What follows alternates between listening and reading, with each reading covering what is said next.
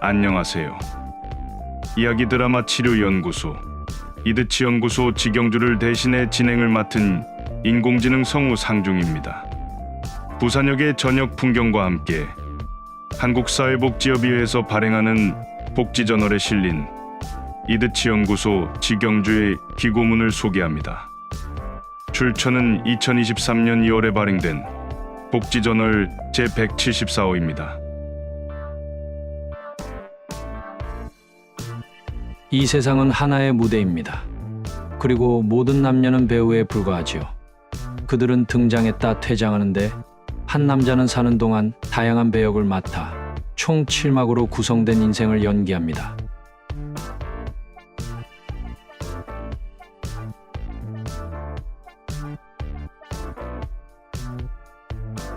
제목, 공연장 아닌 생활 속 독특한 경험, 드라마 치료.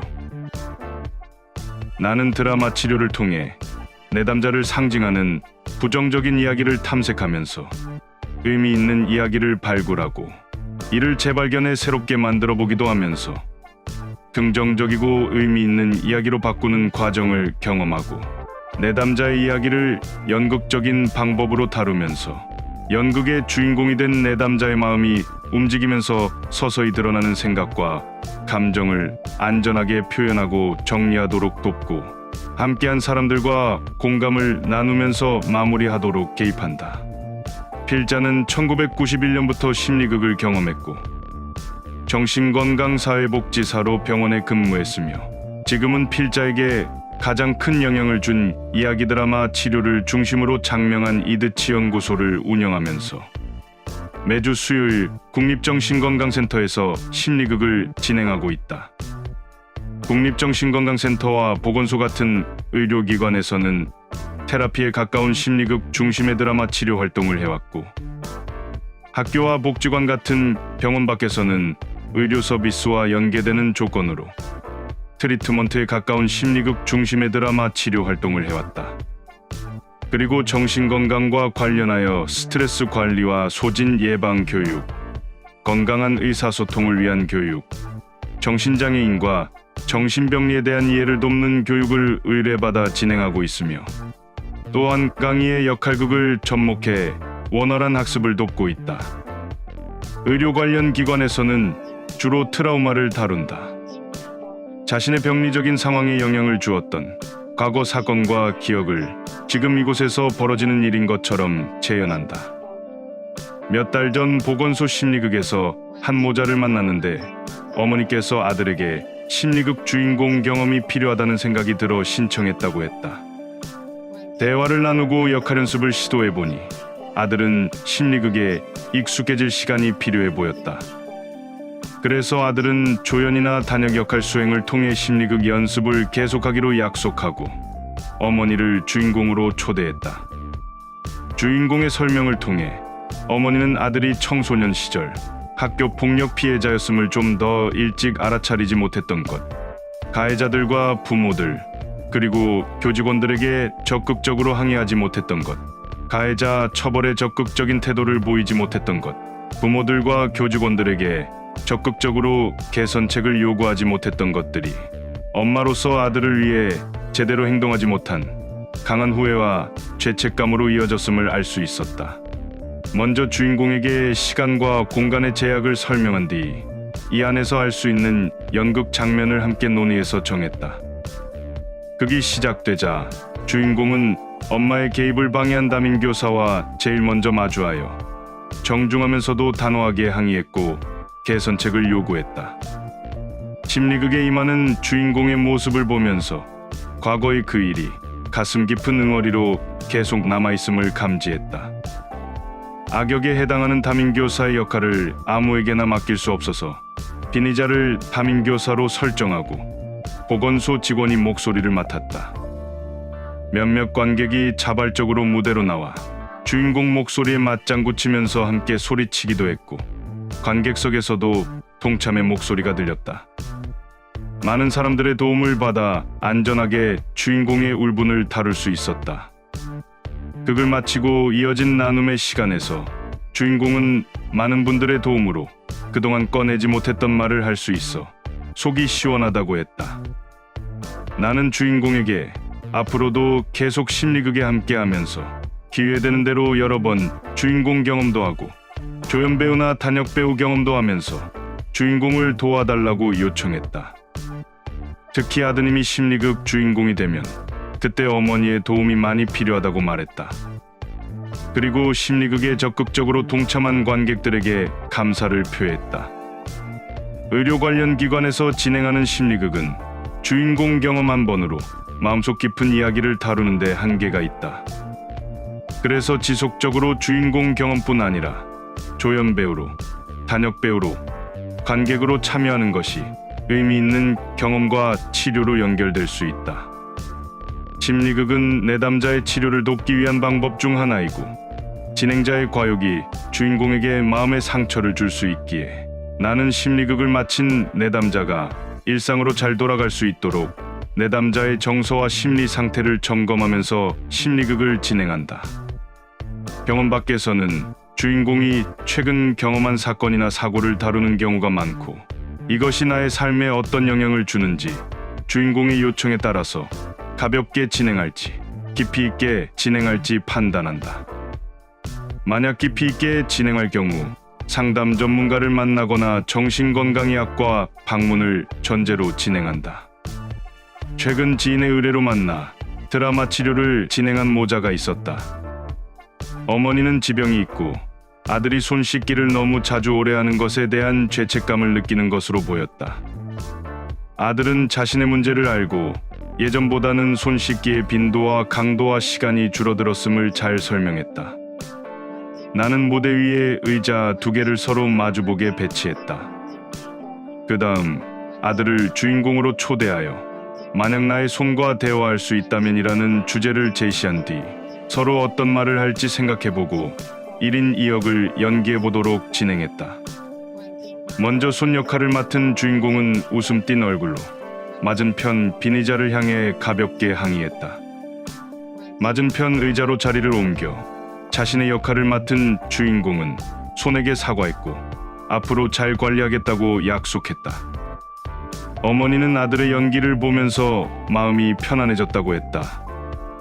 나는 모자와 이야기 나누면서 안전한 연극 경험을 시도했고 의사소통에 대한 설명과 연습 시간을 갖기도 했고 약물 치료가 필요한 이유와 정신건강의학과 방문이 필요한 이유를 설명하기도 했다. 나는 드라마 치료를 진행하면서 상황에 따라 내담자, 관객들과 대화를 나누거나 정신건강과 관련된 다양한 정보를 제공하기도 한다.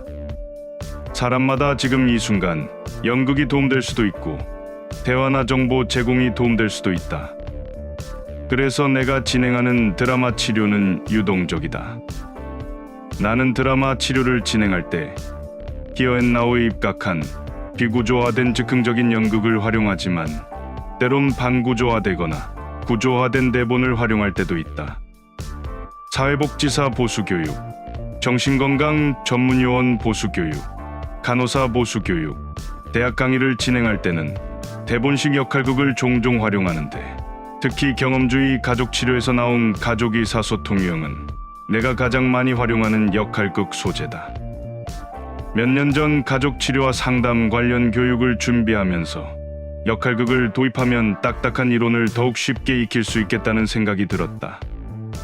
마침 경험주의 가족 치료 전문가 버지니아 사티어의 가족의사소통 유형을 읽으면서 비슷한 상황에서 가족원 각자 특정 가족의사소통 유형을 보인다면 어떤 차이가 있을지 생각해봤고 그 생각을 대본으로 옮겼다. 가족의사소통 유형은 내담자의 독특한 의사소통 유형을 감지하고 사회복지사인 나 자신의 의사소통 유형 점검에도 도움된다. 가족의사소통 유형에 익숙해지면 내담자의 독특한 의사소통 유형을 빨리 파악해 대화 방법을 바꾸거나 내담자와 가족에게 건강한 의사소통 방법을 제공할 수 있고 나 자신의 의사소통 유형을 더욱 건강하게 바꿀 수도 있다. 또한 대본은 눈으로 가족 의사소통 유형을 비교하면서 건강한 의사소통 유형을 연습하는 데 도움된다. 이 밖에도 정신장애인들과 소통하기 위한 사례 관리자들의 상담 및 대화 방법도 반구조화되거나 구조화된 대본으로 연습할 수 있다. 나는 유튜브를 통해 이런 경험을 대본으로 만들어 공개해왔다. 영국의 정신건강의학과 전문의이자 심리치료와 심리극 전문가인 폴 홈즈의 저서 디 이너 월드 아웃사이드를 보면 심리극 진행자로서 내담자를 파악하고 이해하는 데 도움되는 이론들을 소개하는데 생태체계 이론을 포함해 사회복지사가 활용하는 다양한 이론들이 나온다. 심리극을 진행하지만 않을 뿐 사회복지사들은 전공이나 자격 취득 과정에서 이미 심리극에 도움이 되는 이론들을 배웠고 그 이론들을 활용해 내담자를 파악하고 이해하고 욕구에 맞는 서비스를 제공해왔다. 이러한 접점 때문에 사회복지사는 드라마 치료를 더욱 쉽게 이해할 수 있고 드라마 치료가 필요하거나 적합한 내담자를 발견해 연결할 수 있다. 병원 안에서 폐쇄적으로 시작된 심리극은 병원 밖에서 보다 널리 많은 사람들에게 적용되고 있다. 작년에 10회기로 진행한 금천노인종합복지관 심리극은 정신건강의학과를 이용하면서 감정 조절에 어려움을 겪고 있던 노인들에게 의미 있는 시간이 되었다. 병원 밖 드라마 치료는 내담자에게 공연장 아닌 생활 속 독특한 경험이 되었고 의료 서비스 연계를 전제로 지역사회 안에서 복지관도 안전한 치료의 장소가 될 수 있음을 보여주었다. 평소 자기 표현에 어려움을 겪거나 연습이 필요한 내담자에게 드라마 치료는 유용한 방법이 될 수 있다. 지역사회 안에서 드라마 치료가 활성화되려면 우선적으로 의료 서비스와 연계되어야 한다. 의료 서비스를 잘 받는 내담자에게 드라마 치료는 안정적이고 안전한 치료 방법이 될 수 있다. 의료 서비스를 받지 않는 내담자가 참석을 원하면 상황에 따라 의료 서비스를 함께 받는 것이 드라마 치료에 도움될 수 있음을 설명하고 동의를 받아야 한다. 사회복지 현장의 드라마 치료는 담당 사회복지사의 역할이 가장 중요하다. 사회복지사는 소통의 다리가 되어 내담자와 내담자 혹은 내담자와 진행자 사이에 발생하는 변수에 대처하는 역할을 수행하고 최선의 과정과 마무리를 위해 전략을 수립하고 실천하는 역할을 수행한다. 내가 만나온 드라마 치료 담당 사회복지사는 이 역할들을 잘 수행했다. 이상 공연장 아닌 생활 속 독특한 경험 드라마 치료라는 제목으로 2023년 2월에 발행된 복지저널 제174호에 실린 이드치 연구소 지경주의 기고문이었습니다. 질문이나 의견 있으시면 댓글이나 이메일 부탁드립니다. 저는 정신건강 전문요원으로서 자극적이지 않고 싱거운 심리극, 느리고 느린 심리극, 때론 기다림이 필요한 심리극, 다양한 역할 확대 기회가 있는 심리극, 특정 도구에 의지하지 않는 심리극, 특정 기법을 남용하지 않는 심리극, 두통을 주의하는 심리극, 주인공의 스토리 주도권을 보장하는 심리극, 주인공을 이용하지 않는 심리극, 기본에 충실한 심리극, 주인공을 위한 심리극, 함께 만드는 심리극, 안전하고 마음 편한 심리극 진행을 위해 노력 중인 이야기 드라마 치료 연구소 이드치 연구소 지경주입니다. 시청해 주셔서 감사합니다.